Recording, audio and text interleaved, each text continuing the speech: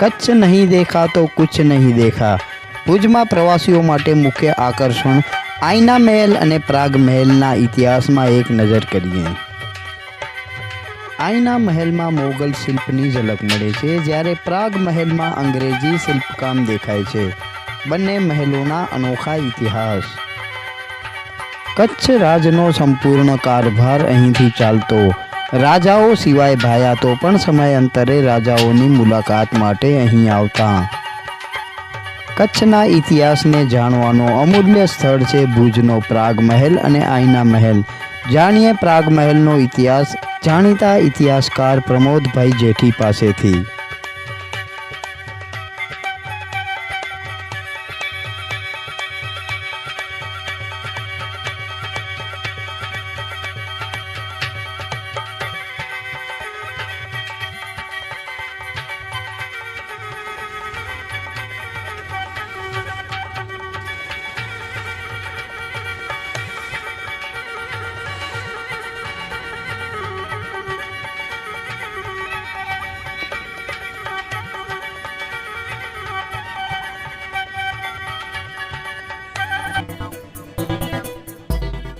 નમસ્કાર, આવાજ જનતા કીમાંથી હું દતેશ ભાવસાર. આપણે કેટલાય વર્ષોથી અમિતાભ બચ્ચને જે સૂત્ર આપ્યું છે કે કચ્છ નહીં દેખા તો કુછ નહીં દેખા. કચ્છમાં અનેક પ્રવાસીઓ આવે છે, ખૂબ જ મોટી સંખ્યામાં પ્રવાસીઓ આવે છે. તે પ્રવાસીઓ ભુજમાં આવે છે અને ભુજમાં ખાસ જે આઈના મહેલ અને પ્રાગ મહેલ જે બનેલા છે એને જોવા માટે પણ હજારો પ્રવાસી આવે છે. પરંતુ એનો ઇતિહાસ શું છે, એ કઈ રીતે એનું નિર્માણ થયું, એ બાબતે આપણે પ્રબોધભાઈ જેઠી પાસે આવ્યા છીએ અને એમની પાસે જાણશું. પ્રબોધભાઈ, સ્વાગત છે તમારું. સૌથી પહેલે એ સમજાવો કે આ પ્રાગ મહેલ અને આઈના મહેલ છે એનો શું ઇતિહાસ. આપણે જે ભુજની અંદર આવીએ તો ભુજ એક કચ્છનું પાટનગર છે, એટલે કચ્છમાં આવનાર માણસ ભુજ તો આવે જ. તો ભુજમાં તમે શું જોશો તેમાં મુખ્ય વસ્તુ આઈના મહેલ પ્રાગ મહેલ છે. હવે આઈના મહેલ અને પ્રાગ મહેલ છે એ દરબારગઢની અંદર આવેલો છે. દરબારગઢ એટલે જ્યાં જગ્યાએ રાજાઓનું નિવાસસ્થાન, જ્યાં રાજા રહેતા હતા, એ જગ્યાને દરબારગઢ તરીકે ઓળખવામાં આવે છે. એટલે દરબારગઢમાં તમે આવો તો એની અંદર બે પેલેસ જોવા મળે છે. એક પેલેસ છે 250 વર્ષ જૂનો આઈના મહેલ અને બીજો પેલેસ જોવા મળે 150 વર્ષ જૂનો પ્રાગ મહેલ. હવે બંને અલગ અલગ સમયમાં બન્યા છે. જે પ્રાગ મહેલ છે એ મહારાવ શ્રી પ્રાગમલજી બીજાના વખતમાં બન્યો અને આઈના મહેલ જે છે એ મહારાવ લખપતજીના વખતમાં બન્યો છે. હવે આપણે જે વાત કરીએ તો પહેલાં આઈના મહેલની વાત કરીએ, કારણ કે એ 250 વર્ષ પહેલાંનો છે. એની જે બાંધણી છે એ પણ મોગલ સ્ટાઇલની છે. એની અંદર તમે બાંધકામ જોશો તો લાકડાનું બાંધકામ છે. જે તે વખતનું રાજા પોતાના સંગીતના શોખ માટે આ એક પેલેસ બનાવ્યો છે. હવે રાજા જે છે એ કલા, સાહિત્ય અને કલાનો સંગીતનો શોખીન હતો, એટલે એણે એક પોતાના રિહર્સલ માટે, પોતાની પ્રેક્ટિસ માટે એક એવી જગ્યા બનાવી જે આઈના મહેલ છે. હવે આઈના આપણે સ્વાભાવિક રીતે થાય, આઈના એટલે મિરર એટલે આરીસા.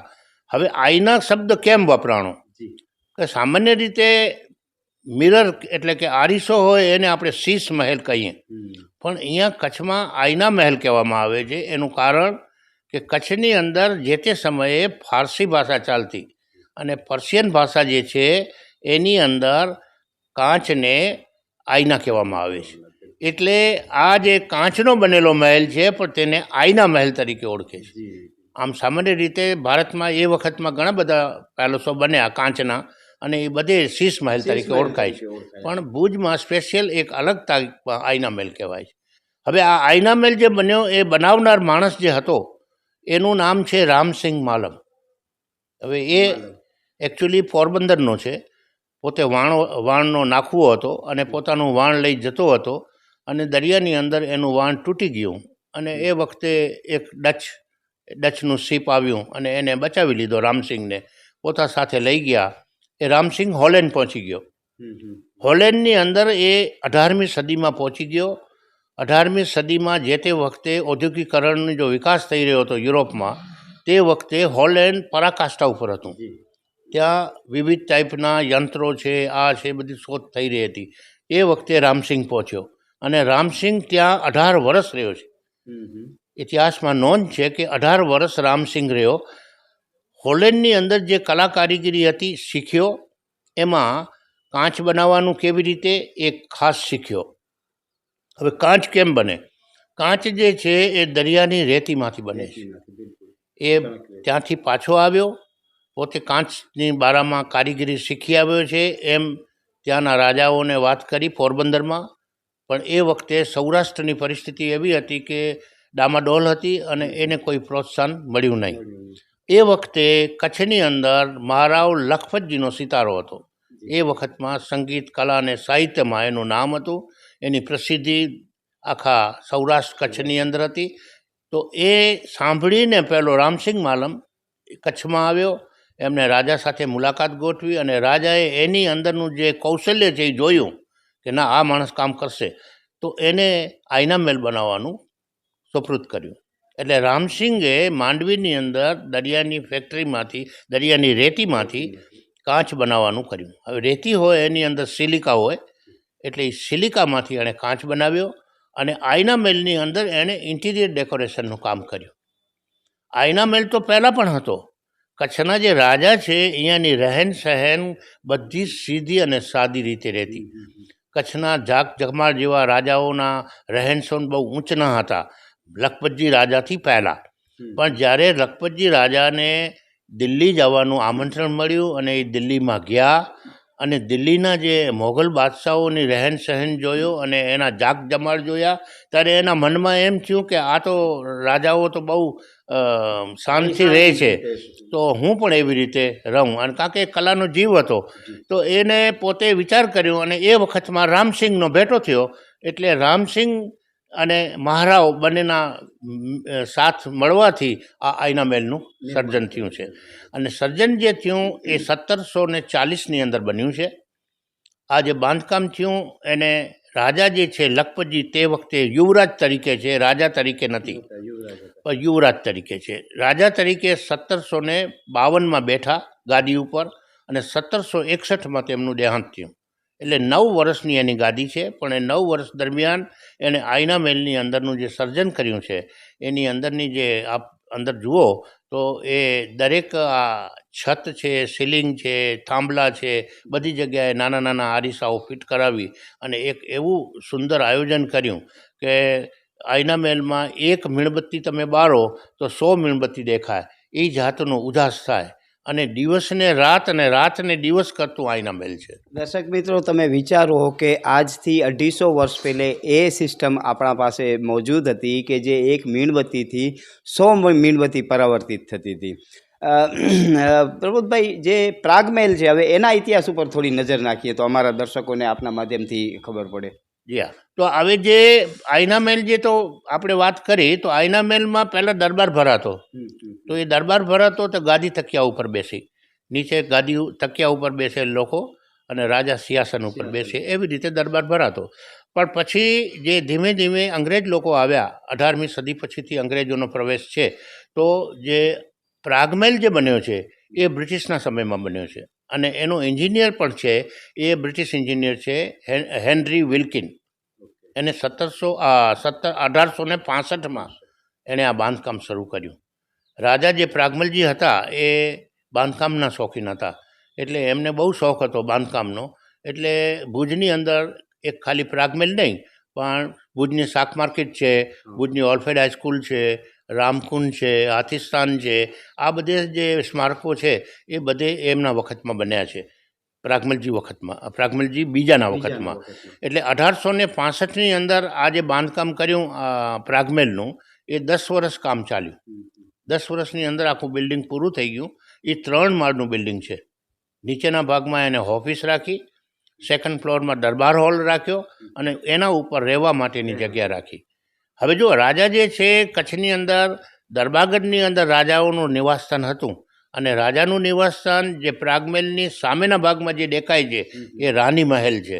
એ રાની મહેલ એ રાજાઓનું નિવાસસ્થાન છે. રાજાઓ 1948 સુધી આઝાદી મળી ત્યાં સુધી એ રાણી મહેલમાં જ રહેતા હતા. આ 2 પેલેસ એની સામે મોજૂદ હતા, પણ રહેવાનું એણે પસંદ રાણી મહેલમાં જ રાખ્યું હતું. કારણ કે જે આ પેલેસ છે એ પેલેસ અંગ્રેજ બ્રિટિશ સિસ્ટમમાં બન્યો છે. એટલે એ કચ્છની અંદર બહુ ગરમી બહુ હોય છે. તો ઉનાળાની અંદર તમને ગરમી બહુ થાય તો સ્વાભાવિક છે કે જે આવા મોટા દરવાજા અને મોટી બારીઓ હોય તો એની અંદરથી ગરમ હવા અંદર આવે એટલે રહેવા માટે સુટેબલ નથી. અને એ વખતમાં ઇલેક્ટ્રિસિટી નથી, તો એ વખતે ગરમીને હિસાબે આ જે જૂનું રાણીમહેલનું જે બાંધકામ છે એ બધે ચૂનાના પથ્થરોથી બાંધેલું છે. બારીઓ છે બધી નાની છે, કાણાવાળી, ઝીણા ઝીણા કાણાથી હવા આવે અંદર, ઠંડી હવા આવે. એટલે રહેવા માટેનું સુટેબલ એમને આ જ લાગ્યું. એટલે 1948 સુધી આ રહ્યા. પણ એમને પેલેસ પ્રાગમહેલ બનાવ્યો. ઉપરના ભાગમાં રહેવા માટેની જગ્યા કરી. રાજાએ પોતાના રૂમો, રાણીઓ માટેના, પછી લાઇબ્રેરીના રૂમો છે, પેન્ટ્રી છે, પછી રમવાની રમતો, ઇન્ડોર્સ ગેમ્સ માટે, દરબાર હોલ માટે. હવે એક દરબાર હોલ એટલો બધો વિશાળ મોટો દરબાર હોલ બનાવ્યો કે એ વખતે મુંબઈથી જે વાઇસરોય આવે એ વાઇસરોય સાથે મિટિંગ હોય તો એ દરબાર હોલમાં થાય. કારણ કે અંગ્રેજ લોકો છે ગાદી તકિયા ઉપર બેસી ના શકે, એ ખુરશી ઉપર બેસે. એટલા માટે આ દરબાર હોલનું સર્જન કરવાની જરૂર છે. દરબારગઢની જે બાંધકામની શ્રેણી છે એ પણ અંગ્રેજો, હા, બ્રિટિશની છે અને એ ગોથિક સ્ટાઇલ કહેવાય. આજે જે યુરોપની અંદર આવા ચર્ચ હોય છે, તો અહીંયા જે રાજમહેલ છે અને એની જે બાંધકામ છે આખું એને ગોથિક સ્ટાઇલ કહે છે. ગ્રીક લોકોના પૂતળા છે અંદર, ગ્રીક પેઇન્ટિંગ્સ છે અંદર. તો એ જાતનું ને બધું પથ્થરનું બાંધકામ છે. જ્યારે આઈના મહેલ જે છે આખું લાકડાનું બાંધકામ છે. આના ઉપર 4 ભૂકંપ આવી ગયા છે. તેમ છતાં હવે તમે આઈના મહેલ તમે જુઓ, 1740માં એનું નિર્માણ ચાલુ થયું અને એ જે એની પાછળ 1740 પછીથી 4 ભૂકંપ આવ્યા છે. 1819નો ભૂકંપ છે, 1888નો ભૂકંપ, 1956નો ભૂકંપ અને 2001નો ભૂકંપ. 4 ભૂકંપ પકડ્યા છે. કારણ કે લાકડાનું છે એટલે લાકડાનું બાંધકામથી સ્થિતિસ્થાપક લાકડું છે એટલે હાલી ગયું છે. થોડું નુકસાન જરૂર થયું પણ જમીન દોષ નથી થયું, ધરાશાયી નથી થયું, એટલે એ બચી ગયું અને એ રિપેરિંગ થઈ ગયું. પણ જે તે વખતે રાજાશાહી હતી તે વખતે તાત્કાલિક રિપેરિંગ થઈ ગયું. પણ 2001 પછી રાજાશાહી તો ખતમ થઈ ગઈ હતી એટલે એને કામ કરવામાં ટ્રસ્ટના અંડરમાં આવી ગયું. તો ટ્રસ્ટની લિમિટ હોય, એનો ફંડિંગની લિમિટ હોય, તો એનામાં સમય લાગ્યો. પણ તેમ છતાં આઈના મહેલ એ રિપેરિંગ કરવામાં આવ્યું. સરકારની જે ટુરિઝમ, સેન્ટ્રલ ગવર્મેન્ટનું જે ટુરિઝમ ખાતું છે એમના તરફથી થોડા પૈસા મળ્યા અને એ રકમમાંથી આ જે આઈના મહેલ છે એ રિપેર કરેલું છે. તો આજે આઈના મહેલ નીચેનો ભાગ રિપેર થઈ ગયો છે, ઉપરનો ભાગ પણ થોડો રિપેર થયો, પણ ટોટલી રિપેર નથી થયું. આખું હજી ઘણો બધો ભાગ છે જે ઘણો રિપેરિંગ માંગે. અને મ્યુઝિયમની અંદર તો તમને ખ્યાલ છે કે મ્યુઝિયમનો ખર્ચો જે લાગે એ બધું બાંધકામ જૂની સ્ટાઇલનું જ કરવાનું હોય, નવું બાંધકામ નથી કરવાનું. એટલે બહુ વખત લાગે અને બહુ પૈસા પણ લાગે. પણ તેમ છતાં આજે પ્રજાને જોવા માટે એ ખુલ્લું જ છે. હવે આ પ્રાગમહેલની જે આપણે વાત કરીએ તો દરબાર હોલ જે બનાવ્યો, હવે દરબાર છે એ શું દરબાર? એટલે દરબાર એટલે બ્રિટિશર જે આવે વાઇસરોય એની સાથે મિટિંગ હોય, રાજા હોય અને એની સાથે રાજાના ભાયાતો હોય. હવે કચ્છની અંદર એવી એક સિસ્ટમ છે કે રાજાના 3-4 દીકરા હોય તો મોટો દીકરો રાજા પછી રાજા બને. પણ 2 નંબર, 3 નંબર, 4 નંબરના જે દીકરા હોય તો એમને ગામના ગરાસ મળે. કોઈને 10 ગામ મળે, કોઈને 20 ગામ મળે, કોઈને 25 ગામ મળે, જાગીર મળે. તો એ જે જાગીરદાર કહેવાય. અને એવી કચ્છમાં નાની મોટી 35 જાગીરો છે. હવે આ 35 જાગીરો છે એના જાગીરદારો આ મિટિંગમાં આવે, ભાયાત કહેવાય. અને એની અંદર ભાયાત અને ભાયાત સિવાય સિલિકા કહે છે જેને, એને સિયાકા કહે. સિયાકા એક એનો શબ્દ છે જે દરબારનો શબ્દ આવે, સિયાકા. સિયાકામાં કોણ આવે? રાજપૂત લોકો જ, પણ જાડેજા નહીં. જેમ કે રાઠોડ છે, સોલંકી ચૌહાણ છે, બીજી જ જાત છે. તો એ જાતના જે માણસો આવે તો એના માટે વ્યવસ્થા કરવામાં આવે અને એને સિયાકા કહે છે. તો આવી જાતની સિયાકાની જે બેઠક થતી, પછી એની અંદર મલેક છે. મલેક લોકો જે મુસ્લિમ છે રાધનપુર ને એ બાજુના, પણ એ મલેકને પણ એનામાં દરબારમાં સીટ મળતી. હા, એ લડવૈયામાં એને સીટ મળતી. તો એ મલેક પણ રહેતા. આ રાઠોડ હોય રાઠોડને પણ રાખતા. બીજા પણ અમુક જે એના ભાયાતોમાં, એ બધે ભાયાતો કહેવાય. પણ જાડેજામાં જાડેજા નહીં, બીજી કોમ, રાજપૂત કોમ. હા, તો એવી રીતે આવી જાતની વ્યવસ્થા હતી. આ મિટિંગ ભરાય વર્ષની અંદર. આ મિટિંગ, મુખ્ય મિટિંગો 4 આવે.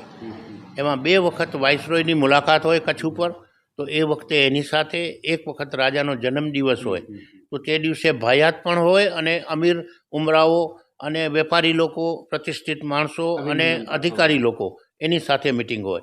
બીજું, રાજાનો જન્મદિવસ હોય એટલે બધે સ્વાભાવિક છે વધાઈ દેવા માટે આવે, એટલે બધે ગ્રામ્યજનોમાંથી પણ પ્રતિષ્ઠિત જૂના માણસો બધે એ લોકો દરબારમાં આવે. અને એક વખત રાજા જ્યારે ગાદી ઉપર બેસે તે દિવસે દરબાર ભરાય. જે તે વખતે ગાદી ઉપર બેઠા એ દર વર્ષે એનો ઉજવવામાં આવે. તો એવી રીતે વર્ષમાં 4 વખત આનો ઉપયોગ થાય. બાકી પછી એ દરબાર હોલનો ઉપયોગ ન હોય, બીજા રૂમોનો ઉપયોગ થતો, પણ એ દરબાર હોલ એના પૂરતો લિમિટ. પ્રમોદભાઈ, એક મને ખાસ પ્રશ્ન એ આવે છે કે જ્યારે દરબાર હોલમાં જઈએ ત્યારે ખૂબ જ જાનવરોના ડોકાઓ ટાંગેલા હોય છે. લોકોમાં એવી વાયકાઓ છે કે રાજા શિકાર કરીને ખાતા ને એવું બધું, પરંતુ એના પાછળનું ઇતિહાસ શું છે એ મને એમ છે તમારા સિવાય કદાચ કોઈને ખબર નહીં હોય. હવે જો શિકાર કરવો ને એક શૌર્યનું પ્રતીક છે. શિકાર કરવો એમાં નિયમ હોય છે, નિયમ મુજબ શિકાર થાય છે. એ શિકારી અને શિકાર રાજાના જે શિકાર, આજે આપણે જેને શિકારી કહીએ છીએ, એ શિકારી પોતાના મતલબ માટે પ્રાણીને મારી નાખે છે, એ શિકારી કહેવાય. ગમે એ પ્રાણીને મારી નાખે છે. જ્યારે રાજાના શિકારમાં નિયમો હતા કે આ પ્રાણીનો શિકાર કરવો, એના પહેલાં પ્રાણીનો ઇતિહાસ લેવામાં આવે. હવે દરેક પ્રાણીનો સામાન્ય રીતે ઇતિહાસ છે. એમના નેશનલ જ્યોગ્રાફીમાંથી તમે મંગાવો તો તમને એ પ્રાણી કેટલા વર્ષનો છે, મોટું છે, નાનું છે, મેલ છે, ફિમેલ છે, એ બધી માહિતી તમને મળે. એ બધીનો રાજા અભ્યાસ કરે. અને જો એ બચ્ચાનો તમે ક્યાંય તમે જોયો નહીં હોય, તમે ક્યાં પણ શિકાર કરેલો, મોટા જે છે એને, અને તે પણ જાનવરની અંદર એવું છે કે જે સિંહ છે કે બીજા છે એ પછી માણસ ખાવ થઈ જાય છે, બહુ મોટી અવસ્થા થાય. હા, એ પછી માણસોને પણ ઉપર હુમલો કરે, રૈયતને હુમલો કરે, પછી પ્રજા જે આની હોય, ગાય ભેંસ બકરી હોય, એના જે લોકોના હોય એના ટોળા ઉપર પણ હુમલો કરે. તો લોકો ફરિયાદ કરે કે ભાઈ આ એક ચિત્રો છે કે વાઘ છે કે સિંહ છે, એ આમને હેરાન કરે છે. એટલે રાજા પછી એનો શિકાર કરે, અને એ શિકાર કરવા જાય ત્યારે પણ એ નીતિ નિયમ પ્રમાણે શિકાર થાય છે. અને એમનેમ શિકાર બંદૂક લઈને ઠઠ જંગલમાં જઈ અને બધેને મારી નાખવાને એમ શિકાર નથી હોતો. એટલે રાજા પ્રત્યે જે લોકોને ખ્યાલ નથી, એ લોકો એ રાજા એમ કે રાજા તો આવા હતા ને રાજા આવા હતા, પણ તમે એનો ઇતિહાસ જુઓ, તમે એની અંદર ઊંડા ઉતરો તો તમને ખ્યાલ આવે.